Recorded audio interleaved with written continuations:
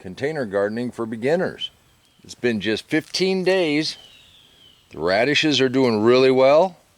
The lettuce around the edge. Somebody snuck in some carrot seeds, and 3 of the 5 tomatoes have come up already. Our smaller container with just lettuce, it looks like we're starting to get some first true leaves coming on. And our leggy seedlings that we potted up, they're going to be ready to go in the ground here after this next frost.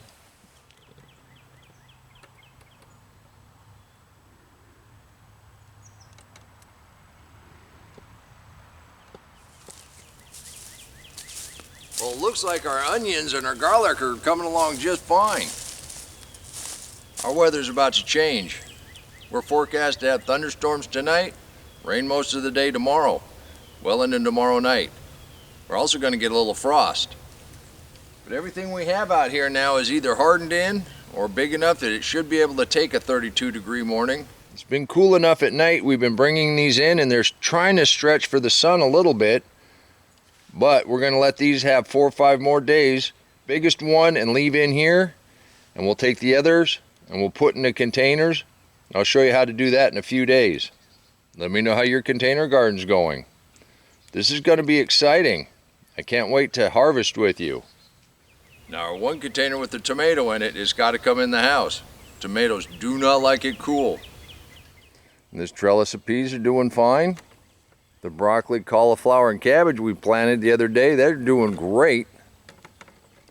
And check this out. Now right here and right here were kale that look like they got frozen down. And they're coming back with a vengeance. Our arugula right here, they're coming on really well. This is another beet, and when that comes up, that's going to go to seed. And I've got a cilantro that's coming up in here, or 2, or 3.